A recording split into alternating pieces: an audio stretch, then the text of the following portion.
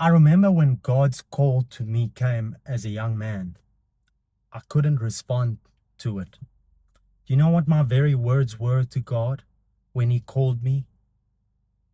I responded by saying, Lord, I cannot follow you because I love my sport more than I love you. That was me at the peak of everything I had ever worked for.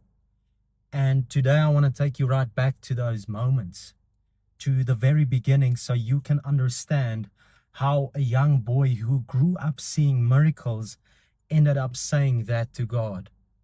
How an idol became so strong in my heart that it permitted me to follow Him.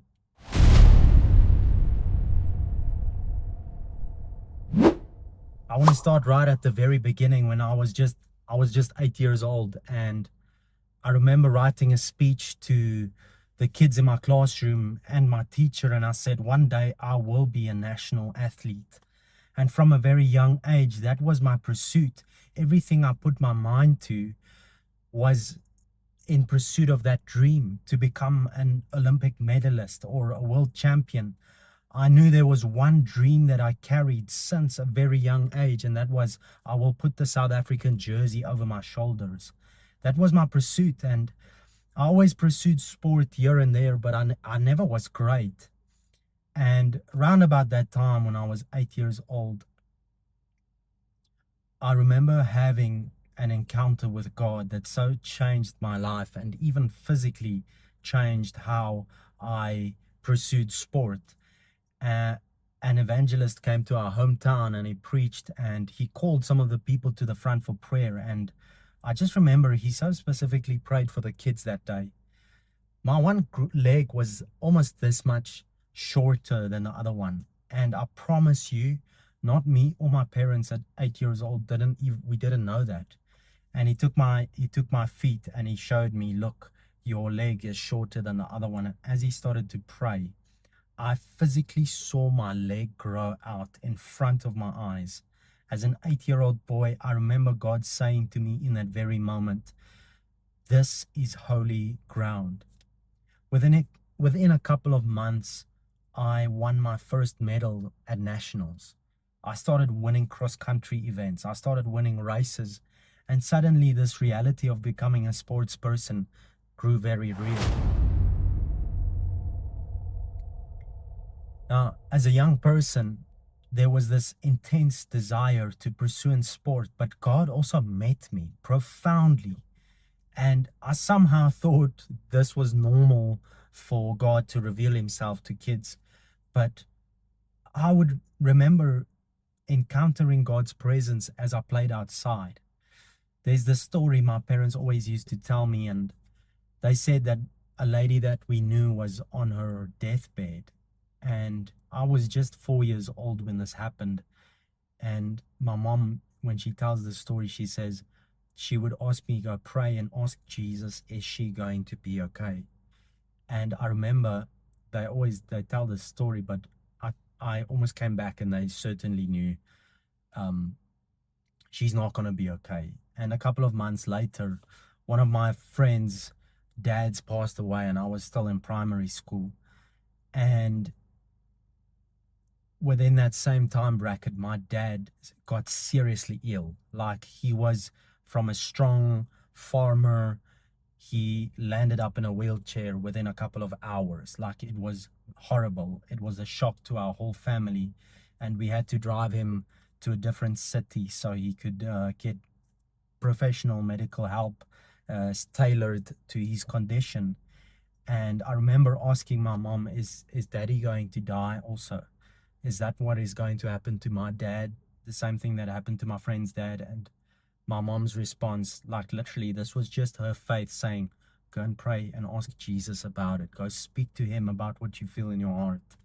And I remember my mom said I disappeared. And when I came back, she said, I told her everything's going to be okay. Dad's going to be fine. And even the doctor confirmed that within a couple of days after that moment, my dad walked out of the hospital. and the doctor is up to date. The condition was relatively new. They didn't have much studies about it, but they have never seen somebody recover so quickly from this disease. And I had multiple moments like that as a young person, but at the same time, I had this relationship with God, but I was also extremely sensitive to rejection as a young kid.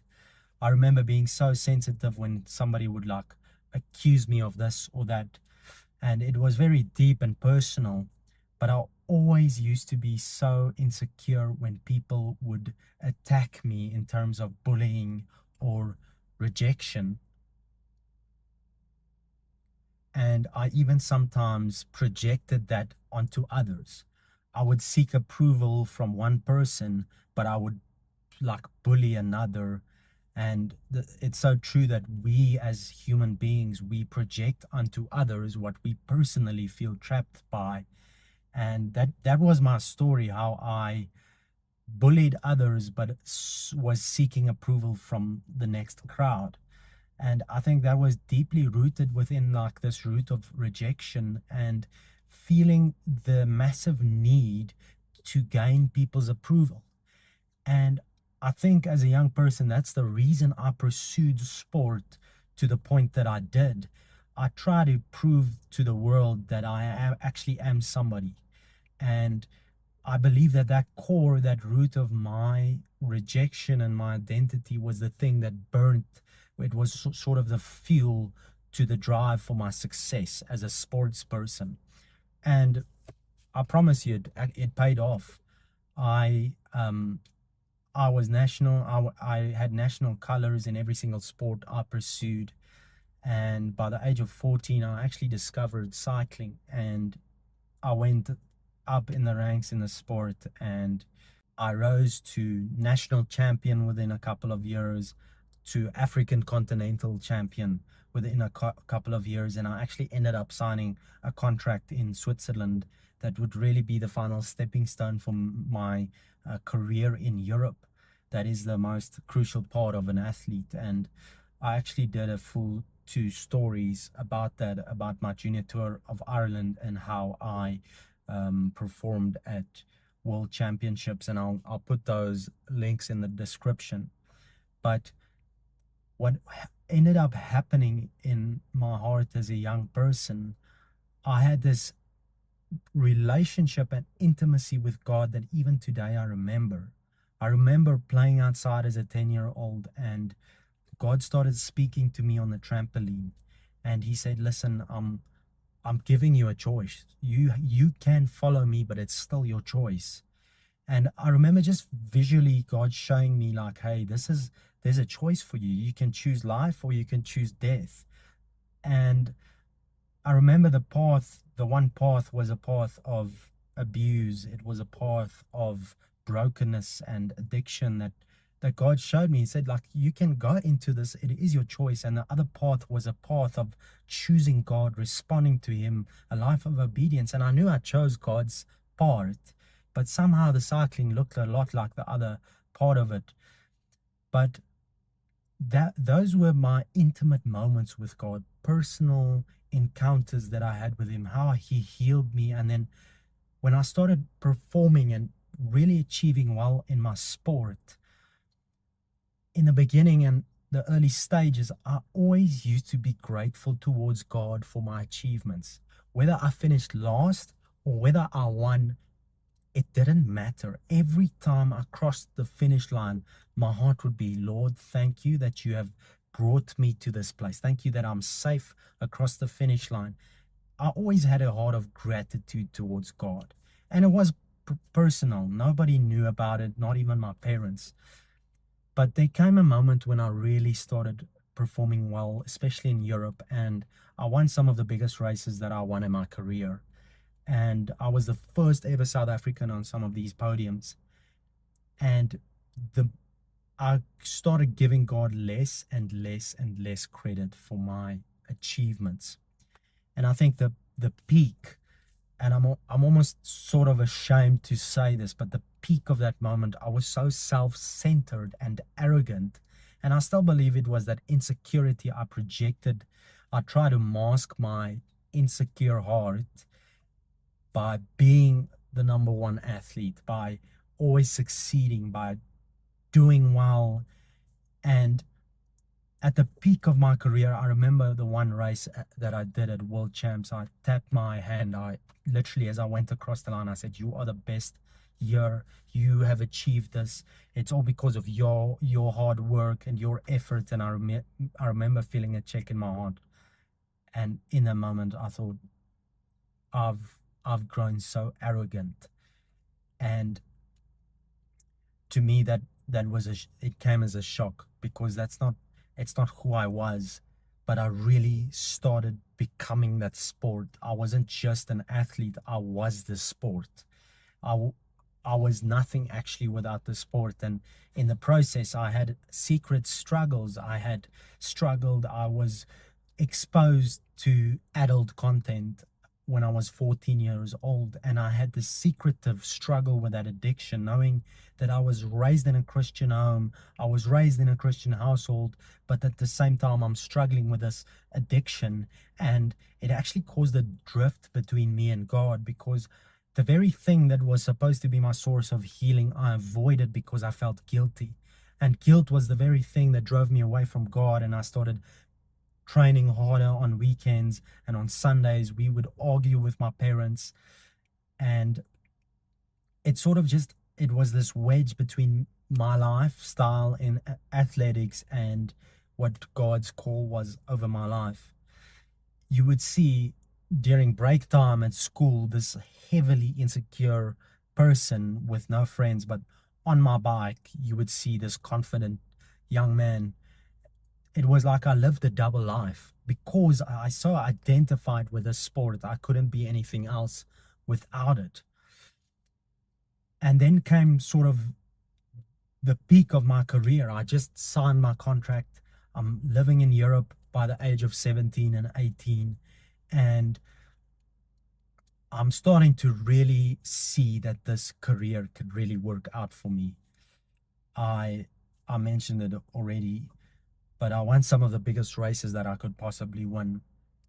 And I just signed my first contract, which really is going to open doors for me in that sphere.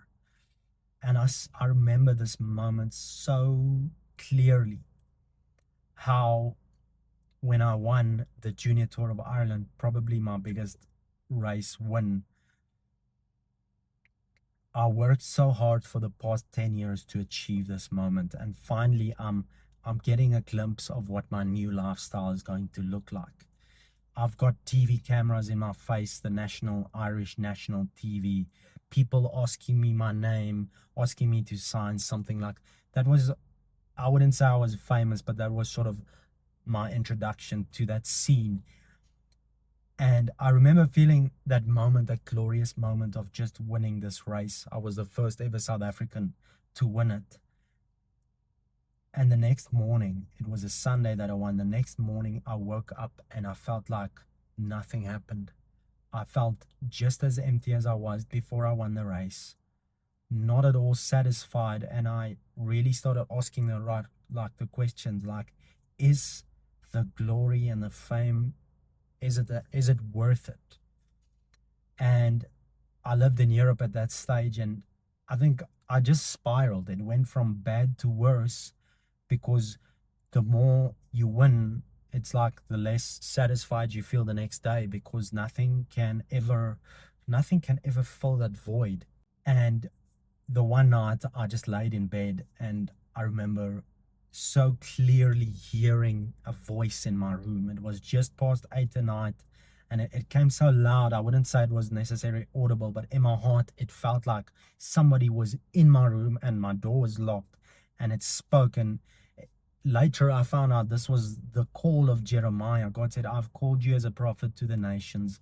And I heard that voice, and I remember all the prophetic people that came to my ministry. And in that moment, I just saw, and I desired that. I desired to be used by God in that way. But impulsively, I literally just responded to that by saying, "God, I cannot answer your call, because I think I count the cost in that moment, and I responded by saying, because I cannot love you as much as I love my sport right now. And in that moment, I admitted that I love God, that I don't love God as much as I love the sport. If you were to ask me, was I a Christian? I would say yes, I was. But I think I identified as a Christian more than anything else because my life didn't live up to it. And alongside of that, I denied him. I actually said, like, I don't want you, I want this sport. And the next sentence I said, Lord, because I do not want to make this sacrifice. I do not want to choose you above this sport. And I think I realized how much I idolized the sport and how much it was who I was. And in the world's eyes, I had everything the world says should satisfy me. But I was still so empty. Next week, I'm going to tell you about the phone call that ended everything I've ever worked for. I almost didn't survive what came next. But that's exactly where God was waiting for me. Make sure you're subscribed and drop a comment below. What's one dream you've built your identity around? Please, I would love to know that. See you next week. Bye bye.